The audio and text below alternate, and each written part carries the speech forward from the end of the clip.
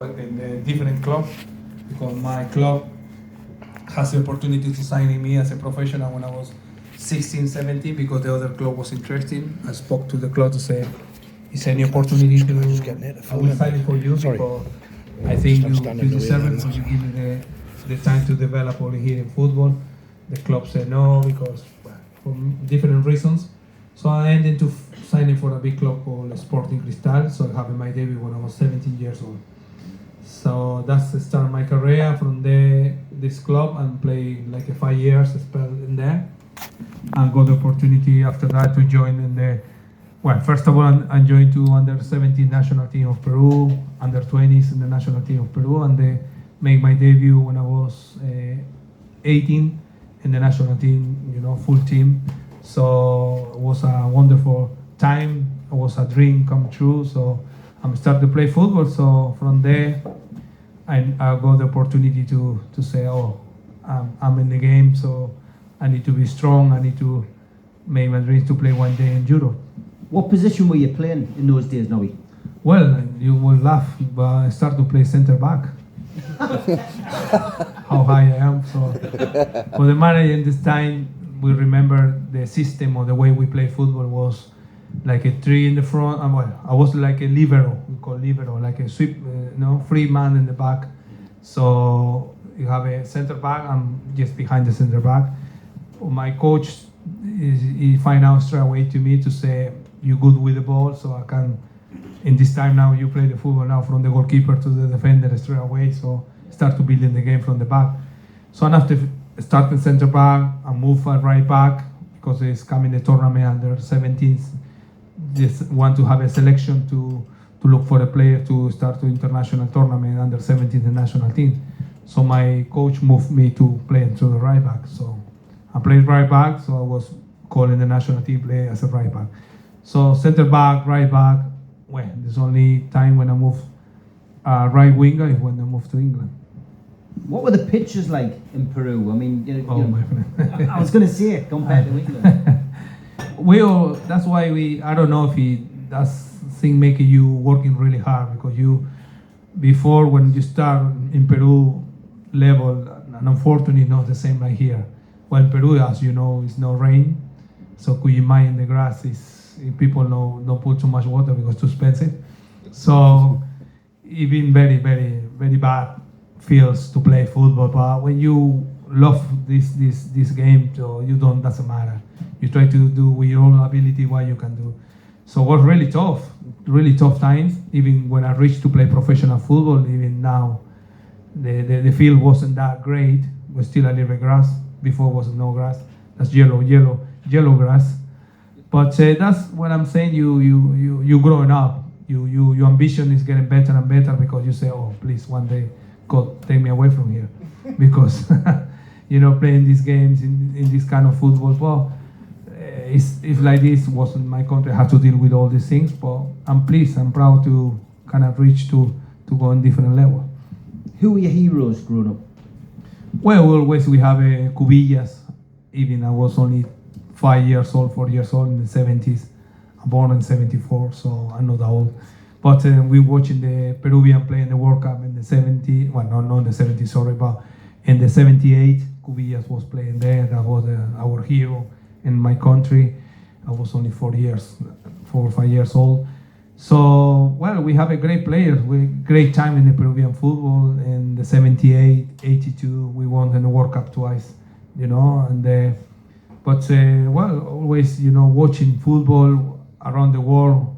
When I'm going a little bit older, I'm start to watch Maradona. Of course, Maradona was, for everyone in the time, I believe, the best player in the world, like Messi now. So I never saw in my life I will meet him. I met him in my career. So obviously progressing to signing your first professional contract, that must have meant a lot. How did your family feel about that? Listen, in that time, football, yes, my dad want to make me say to me, that's your wish, that's your dream, do it. Never thinking about how much you want to win in the football, because my dad don't have a even clue about what's going on in the football. I remember signing my contract, I I couldn't sign it because I was only 17. My dad had to deal with that. And then my dad said to me, they give you the club in that time in cash, like a 2,000 American dollar, 1992. My dad said, oh, I never saw so many dollars together in my hands. Are you sure is that the money? Yes, Dad, it's a part of the game. So never got that push to say, that's yours. You have to do whatever you have to do the right thing. So, I signed in that contract, in that professional Sporting Cristal. They give me the first when I was 17, so it was an amazing day.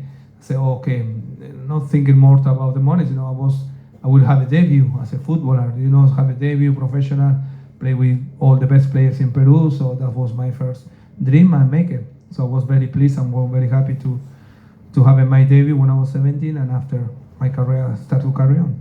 You had domestic success in Peru, didn't you? I think 3 years on the tour? Yeah, we won the league 3 times in a row, 94, 95, 96. We reached to play the final in Copa Libertadores, it's like a Champions League in South America. Mm-hmm. We play against Brazilian team. Well, we didn't win, but we came second. We achieved great time in that, because never Peruvian team was reached to be in the final for like 25 years in that time. So it was very good. I have a wonderful career. That's why when Boca Juniors started to get interested in myself. So I was playing the final. The manager from Boca Juniors started to follow me a little bit before signing, and I moved to Argentina. So in those years, 94, 95, 96, had you moved from playing centre-half and sweeper, had you moved into midfield? Oh yes, I was right back all the time. Right back, I was signing as a right back. I used to play in the middle in Boca Juniors when I was there before I moved to here. But I think he saw me so little to play right back. So this pushed me a little bit forward that time we used to play 4-4-2. So I'm playing the right in the winger, so they say, you got quality, so you will do okay in here. So I'm accepting, I said, long as I want to play football, I will take it. So that will start to play in the right winger. So the big question now is, were you playing the trumpet at this point? I think if you still play trumpet, I won't be here. When did you start playing the trumpet? Because a lot of people know you for your football here, but obviously the trumpet is something we all associate with Nobby Solano. Yeah, I know. Were you playing as a child? Crazy. I think I never make any record, because everybody, what is your trumpet? Maybe you should now. I go everywhere and say, people, what is your trumpet? I say, I don't play trumpet, I play football, man. So, yeah, it's quite, I have a good time. I always love music. I was in the school when I was playing for my band in the school. I like school, everything is sport, music, but never study. So I just all the time play music. So yeah, I'm starting reading music when I was 7, 8 years ago. Remember, from that time to when I start to play football, it was quite big gap. Could not remember, but I was lucky when I moved to Jesmond, when I the first move in here. My neighbors started to play music. I started to hear music, saxophone, piano, and knock the door asking who's coaching, who's teaching here the music. And my neighbor say, oh, we have a teacher, blah, blah, blah. So I arranged to get back again to the music. So I go a private from the Newcastle Symphonic teacher, so coming 3 times a week to my house to bring me back to to remember how you play the music, to read the music. So that's the reason I'm starting. Brilliant stuff. So Boca Juniors, Argentina, one of the biggest clubs and well-known clubs in the world. How did that move come about? Like I said before, when I was starting playing, we're doing very well in the international tournament called Copa Libertadores. The people start to get interested because we qualify. We beat 2 Argentina teams, Vélez Sarsfield and Racing Club. It's very huge clubs in Argentina. We started doing so well. So that's the starting interest in the manager called Bambino Veira from Argentina. So that's why soon before I finish the tournament, they already get in contact with me when the time with the football agent. So say, Nobby, Norberto, you want to move? Of course, Boca Juniors, for any European players, we wish to play for Man United, Arsenal, Newcastle, things like that. So yeah, I have the opportunity. I say, go straight away. And what was it like arriving in Argentina? Well, another big challenge for myself in my career to play. I never realized in my life it will be Maradona in my side of the team, because I thought it was my dream to say, one day only I want to play against Maradona, because I was only 20, 21, Maradona was 36, 37. So I said in my life, please, only I want to, as a dream, to say Peru against Argentina. I hope so Maradona is still playing and maybe catching only for a picture. I never realized we were my teammate. So it was a dream when I arrived in Boca Juniors. He decided to carry on to play football for another 5 months, 6 months. So it was to me, I made my dreams, be my teammate. Crazy guy, lovely person, but it's amazing, It's like I say, it's some young lad now want to play with Messi or Ronaldo. It's a dream. So for me, in the times, in the 80s, 90s, Maradona was one of the best, wonderful players we have. And he gave you a nickname. Yeah, he was quite impressed, because when we have my debut, I'm arrived in Boca Juniors before the season started, only a week earlier, because I was playing for Peruvian team in this international tournament. So he was quite impressed with my technique. We started to practice free kicks together. So of course it was always good, and I tried to make my best to impress him. So it was oh my God, they start to see where you get that from. So we have the debut. We won 4-2. I remember against Argentino Juniors, the team, and then the press conference. He called me. We have next to a little master for this club. I'm very impressed. Blah blah blah. And Maradona give me just a little spoiling you. It's the best in Argentina. I have all respect for the media, all respect for everyone. But it was an amazing day. From your perspective, he was your hero. They always say something, never meet your heroes, but I presume it was great for you to meet him and to play with him. Yeah. Yes, 100%. To sit with him, share with him times, see him, what he doing, how he was. But I wish, like I say, many people, I wish to catch him maybe when he was 21, 22. But honestly, I won't play for Newcastle. I have the age, but. I got a friend that used to play with him when he was young. He said this was unbelievable. So like I'm saying to you, he proved to me how wonderful person he was, and his character all the time. He's a hero in Argentina. But it was amazing day to meet him, to see him alive, have a picture, share with him a little bit of conversation. Was a wonderful time in my career. Did you ever have a night out with Maradona? I wish, but it never happened. It's a secret nights. What were the crowds like at Boca Juniors? I mean, the atmosphere that you see at the games, it seems to be crazy at times. Yeah, well, it's the thing when I'm arriving in England, you need to understand, it's changed everything. We're hearing about what happened in the 80s, 90s, and here it changed so much. Argentina probably still the same like it happened here in the 80s. People fight, it's hard, you have to have a defense behind the goals. All around the stadium you have to have a defense because it's people, so much passion. So Argentinians, they are like this, special derby games, you have to play all the time, you have to be careful. But it's a lot of pressure, you feel in the pressure, even when you walking in the street, people in the taxi beep, hey, how are you? You alright? Alright, make sure we win on Saturday. We made sure. So a lot of people, go around to you, make you feel how important is the football. Sometimes you see go too crazy because you don't need to fight, you need to kill somebody to say I'm Boca Juniors fans or River Plate or whatever is the team. But it's a lot of pressure, it's their passion, how they follow the football. But in here, like I said, here is everything too perfect for football. That's why I never feel so much pressure when I move to here. Say what happened with people not jumping, just only clapping or say something. But well, I understand what's the reason change. But over there, like I said to you, especially before when we play Boca Juniors River Plate, was really tough to play. I mean, people make you feel in the week. Say taxi driver around, boom, beep you, hey, make sure we have to win. Okay, guys, so still carry on working, but the atmosphere is completely different. How many of those games did you play against River Plate?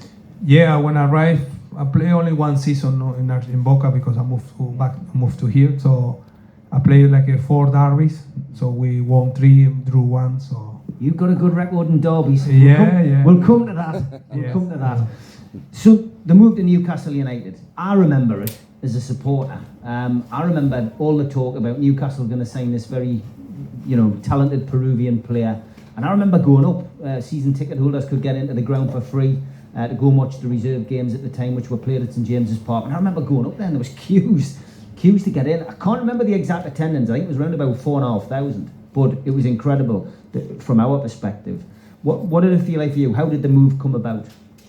Well, like I'm saying to you, everything was new for me. When I arrived in this country, it was hard because couldn't speak, maybe still the same, but my English wasn't the best, so couldn't understand anything.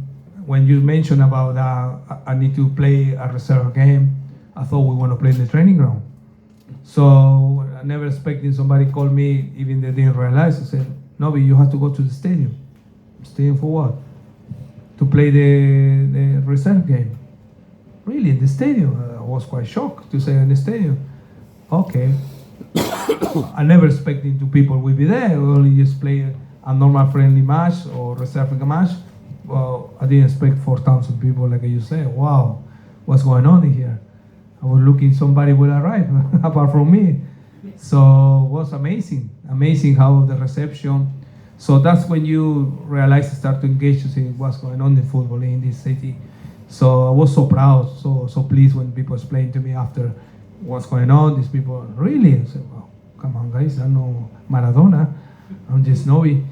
So, well, it was a great time. I'm enjoying very much to see all the stand. So I start to understand how much is passion the football in here. So I'm so pleased for that. Was it an agent who got you the move to Yes, Newcastle? I remember it was Tony Henry. I don't know if you will remember this guy. He used to play with Kenny Douglas. It's called Tony Henry. He knew somebody know my agent, so he told about myself. So Tony Henry is the guy passed to the boys to Kenny to say, have a look this boy if you're interested. And this Kenny say, okay, I like it, bring it.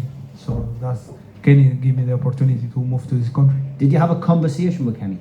I wish to have it. I couldn't speak in English. So. And you speak better English than English. I know, but it's Kenny and bloody what's the other guy? Tony. No, come on, his assistant. Oh. Terry Mack. Yeah, Terry Mack. Yeah. Oh my God. Like Lee said, I had to put like this when he talks. I put my hands in the face. So obviously you come in, you play that big reserve game, you make a big impression. You make a debut at St James's Park in a reserve game, it's fantastic. So you meet the players. What was it like walking into the training ground for the first time, meeting those players? Well, it was an amazing moment. I was very impressed, first of all, in the country. You know, when you arrive, I never expect, God bless him, Josh Taylor picked me up in the nice, was a Bentley from the chairman to pick me up like that.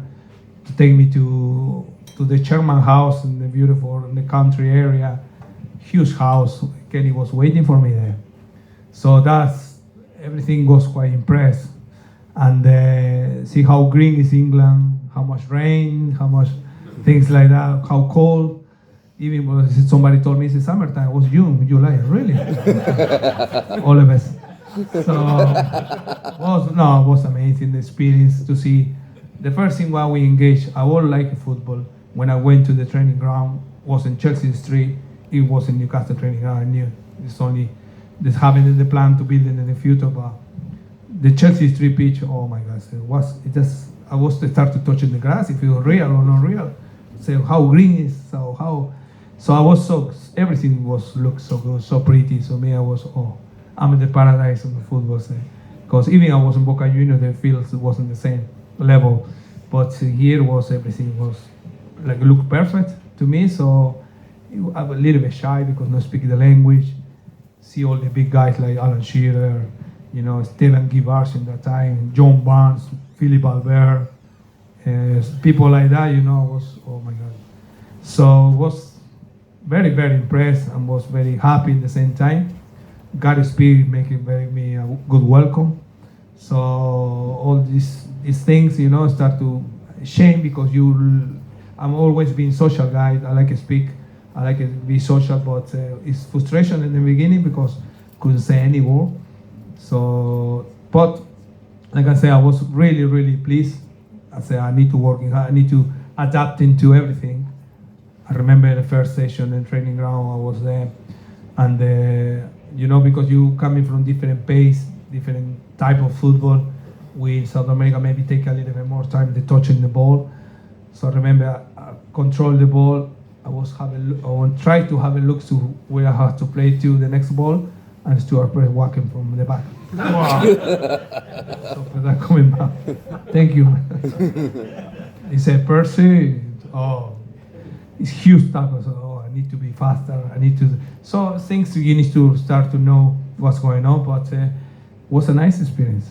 Had you been aware of Newcastle United before you came to England? Because obviously you came in just after the entertainers era. Kevin Keegan had gone, and Newcastle United had just missed out on winning the league. There was a big rivalry with Manchester United as well. So were you aware of that before you came? Well, it's true because Tino Spri, I was playing here. The Premier League started to become very important, very, very, start to people follow. Even the international channels from Argentina put on the games. So when Tino was here playing the Champions League, score goals, things like that, I started to very, very interested in the English football. So I knew about Newcastle because that time Newcastle reached to be all the time the European competition, be there. So I started to follow a little bit. Shame when I moved to here, Tino wasn't here, already back to Italy, Parma. But yes, start to know the football, the English football. I really get interested, especially when my agent started to call me to say maybe you have a chance to move to England. So I tell you, the English football started to getting better and better from that time. Did Kenny Dalglish speak to you about what position he saw you playing in the team?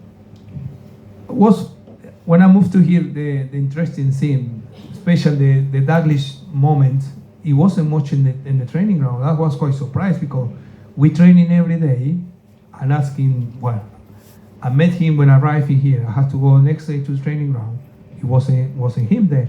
I remember Terry Mack, his assistant Tommy Craig. Yeah. Yes, and they always take the sessions, take the training. I said, what is the boss? Was Monday? Was Tuesday? Wednesday off? Thursday? And he only arrives on Friday before the match. And it was quite strange to me to see my boss. So how we will see how's everyone before the match.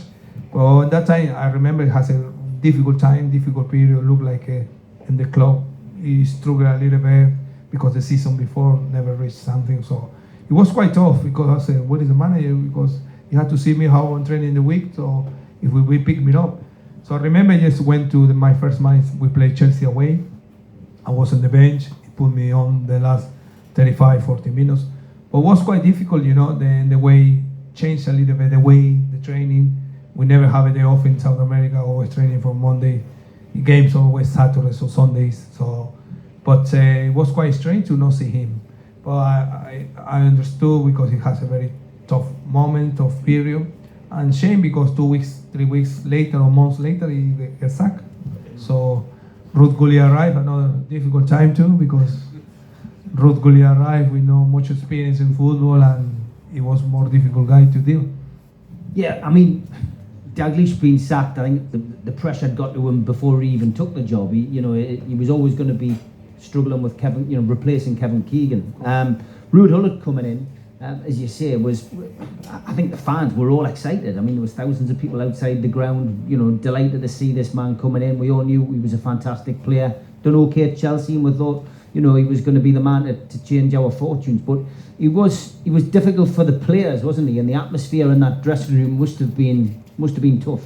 What I would say, Steve, after many years, you need to understand, I'm a coach now. So what you need to go in the periods, you need to accept need to build in your career with experience. He has not enough experience. especially we have to deal, remember, good player, big names like Davy Butt, maybe ended his career, John Barnes ended his career, Philip Albert, Stuart Pearce, the big guys, in the club, important guy, Robert Lee, people like that, he want to probably change. But the way he did was very bad, because giving more pressure to the young lads we was there. And the big boys, you can imagine send these people to training with the reserve teams, look like no respect. He has I would say, the experience enough to deal with the team. That even fell out with Alan, we was our machine to score goals. Could you imagine that? So I don't know if he blame him, but it wasn't experienced enough to carry on with this situation. So that's why I remember we used to training. He used to pick it up 2 teams. We changed so much, we have a football match between us. He has to have a look at the starting 11 for the weekend. He make a lot of change in the training. So you can. That's why I'm saying now, after many years, he hasn't no experience to deal with that. So it was tough time for him. That's why he's still, I don't know why no coaching anymore. I find it interesting that you say Kenny Dalglish wasn't there a lot, but the stories that we heard as fans were that Ruud Gullit wasn't there very much. Was Ruud Gullit there? No, he all the time there. Ruud Gullit. But what I'm saying is, now in that experience, after many years, I would say he have the experience enough to deal with his players, to change the team. They want to put fresh legs, like you say, or want to play young lads, but he hasn't know how to deal with these people.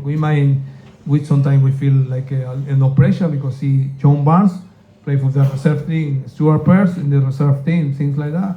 Say what's going on in here, but it's like I'm saying, we all has to go through to the experience, and after that maybe for Ruud Gullit, I think is no interesting anymore in football. No, after Newcastle. Commentates on Newcastle. They tend to get all the bad managers and bad players to commentate on Newcastle these days, but. The owners as well. I mean, we had Sir John Hall and Keegan, which was a great partnership. But when you were there, it was Freddie Shepherd and Douglas Hall. Did you see much of those? Because obviously they had their own problems as well in the press in 1998, around about the time that you were there, with Toongate and all the wrong kind of publicity coming towards the football club. But I'm glad no understand English at that time. Yeah, I bet. I couldn't not read anything. They called Alan Shearer Mary Poppins. They were taking the mick out of fans. But did you have much dealing with the owners? Did you see the chair? Well, Shepherd is only the guy when I signing. He always be around, special. More when Bobby Robson arrived. I see more Shepherd when Bobby arrived in the club. He's still more around. Came to the training ground to see things, but in general, when the time was with Kenny and Ruud Shepherd, we didn't see much of him.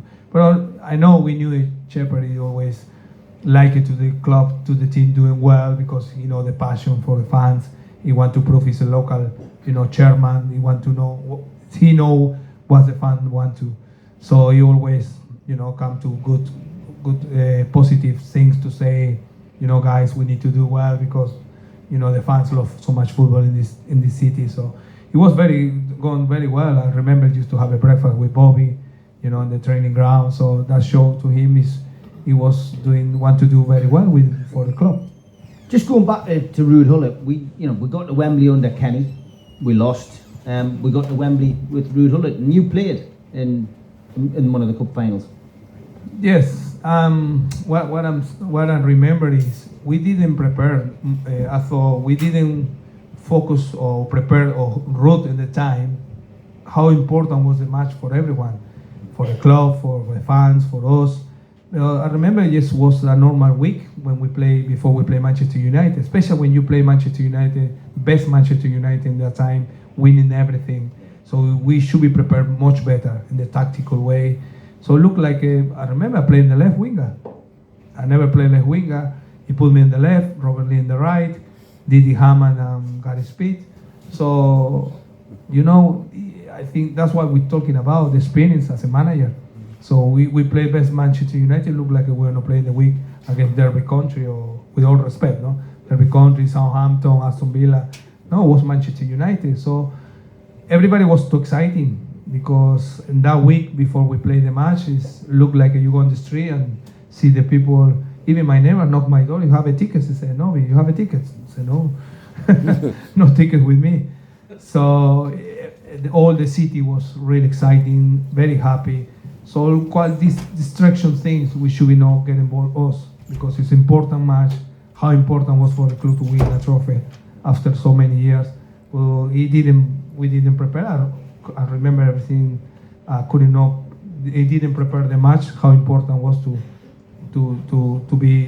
play this game. How important will be to try to stop good Manchester United, how the way they play. So we went to the match. I remember I was supposed to come off, because in the halftime he said to me, Nobby, you off. It will come out Silvio marriage. So I was already ready to get shower, and after he called me back again, Nobby, you need to come back to the pitch, because Didi Hamann has pulled his calf. So had to get changed again. So everything didn't work in that well, because experience. How did you feel when he said that? Because we've done a few talkings with Peter Beardsley down here. He talks about the Charity Shield, when Kevin told him the day before the game that he wasn't going to play him. And then on the day of the Charity Shield, he decided to play him. And Peter just said, I can't even remember that game. He says, I wasn't mentally prepared for it. So for you in that situation, you're getting told that you're going to come off. You must be deflated. That's what I'm saying. It looked like you need to have a plan and come back again. I said the spirit wasn't good enough for him to coach him. He was a wonderful player. I always loved him, and when he used to play AC Milan, he has a great team, fantastic for footballer. But when you coach, it's completely different.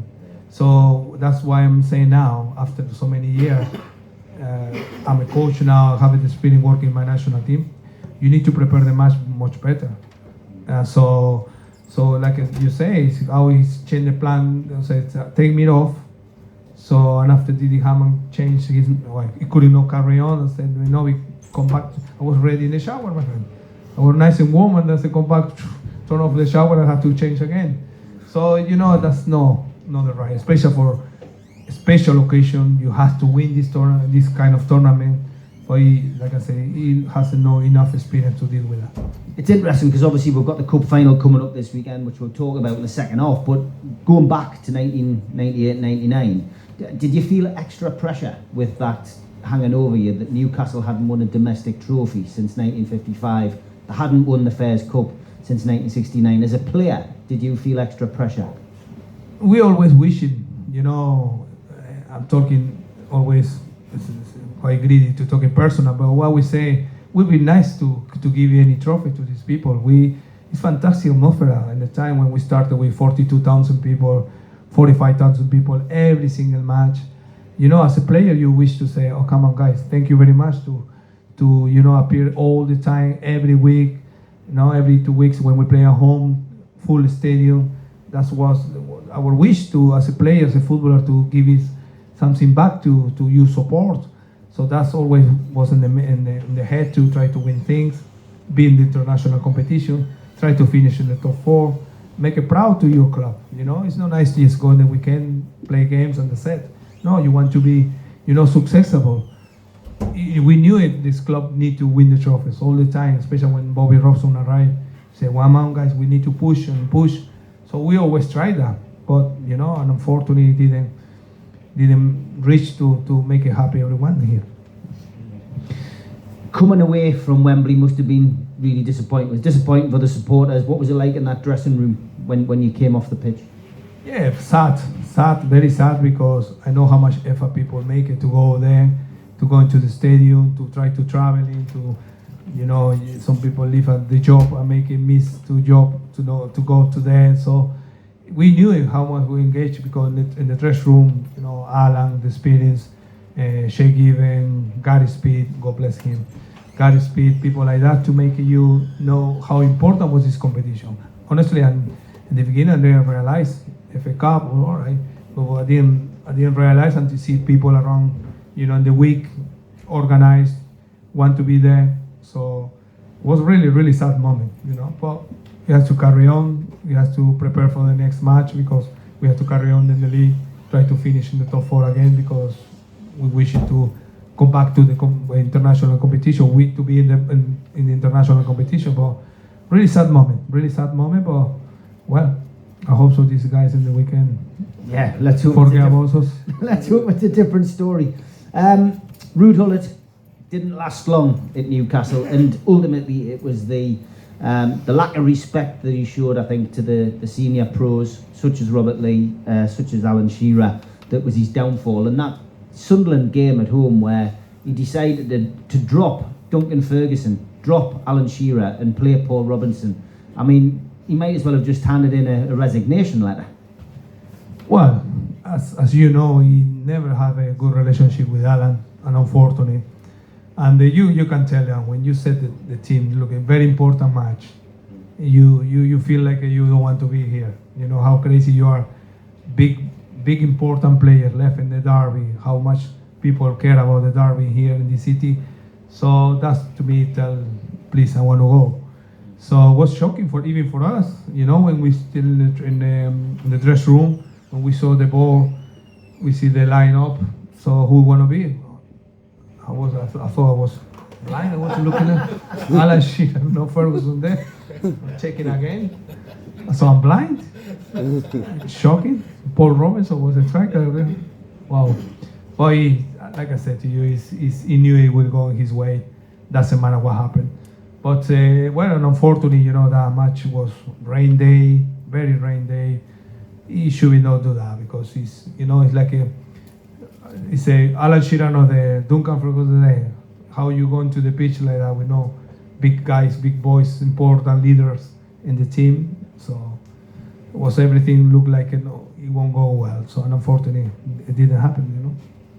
So Ruud Gullit out, Sir Bobby Robson in, and Newcastle, of course, had tried to bring Sir Bobby Robson back to the club previously, but he'd already made a promise to Barcelona and didn't want to break that promise. But it was great news for the supporters because, you know, Sir Bobby had done so well, you know, as an ambassador for the North East, you know, around the world at other clubs, and of course 1990 with England. So, you know, what did it mean at first for him coming in for you? Were you pleased to see him come in?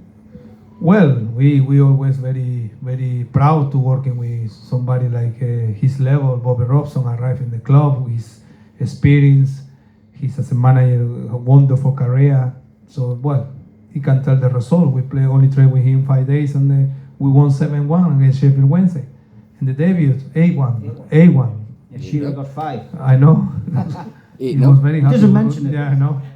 So that can tell you straight away how. That's why in the football you need to get first of all, you get impressed with who's on charge. He shows straight away respect. He shows straight away he want to pull everybody together. His team talks a little bit longer, but nice ones. I mean, you go straight away in the spot on what he has to say, and the right thing, the right words to everyone. So, well, you see the response was straight away. 1 week, 5 days training with us, and we won 8-1. So everything changed. Bobby was a wonderful person. We feeling he's not like a coach. We feeling like we working with our granddad. You know, he tells you things. He say, hey, put your shirt up. Oh, hey, put your socks up. You have to eat. What time? 12. Everybody has to be 12. Well, look, very good. He read what was the situation. He started to pull everybody together.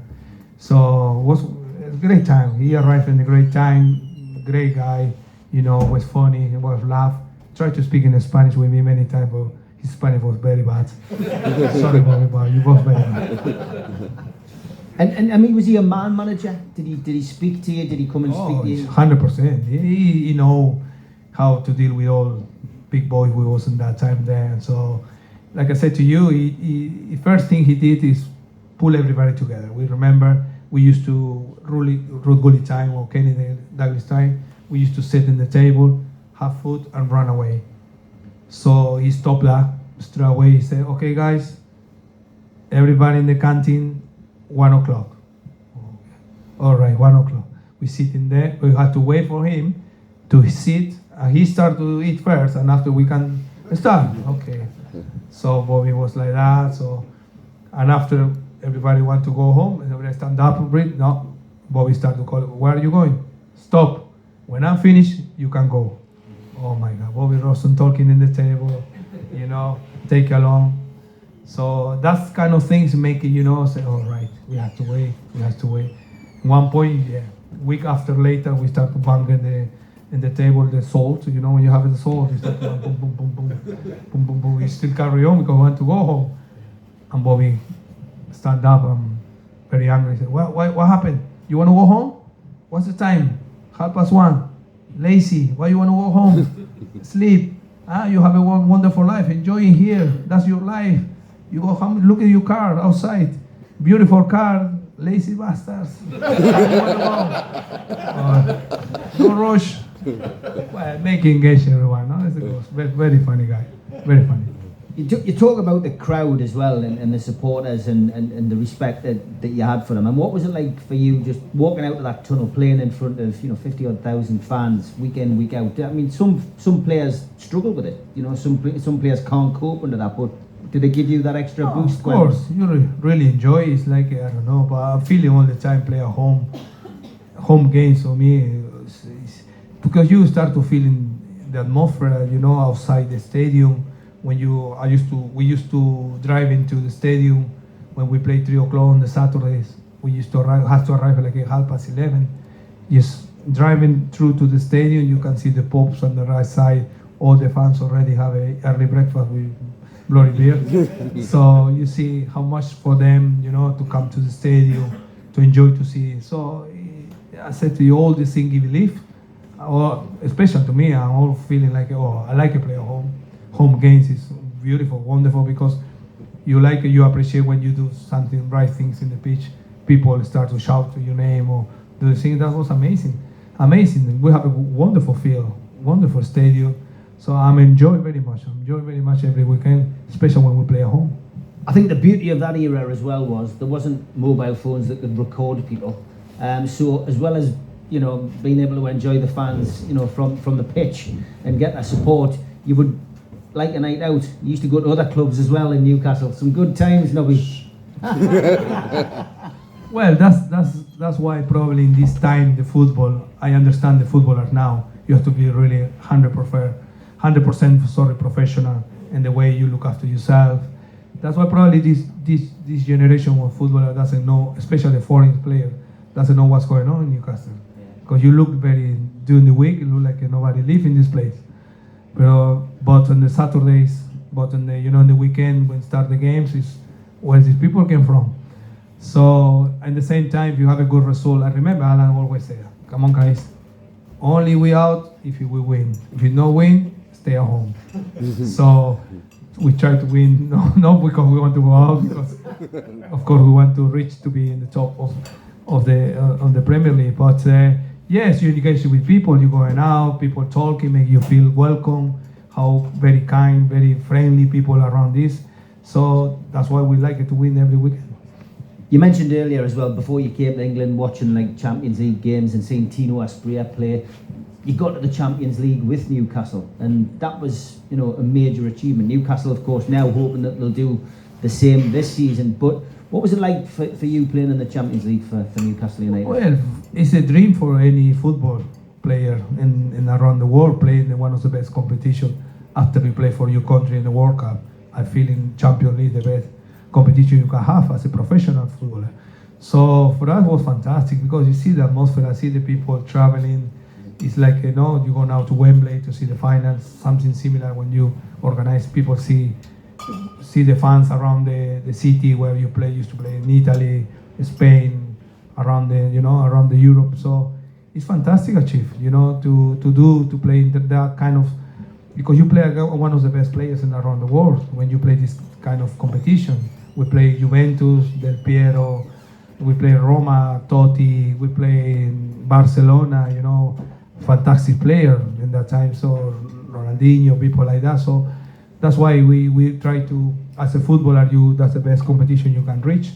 So for us, at the same time, see the people, Newcastle people go around the Europe traveling with us was amazing time. We did it the hard way, didn't we, in the Champions League as well when you were there. We lost our first 3 group games. But then the following 3, you mentioned, we beat Juventus, I think it was 1-0. Yes. We beat Kiev 2-1.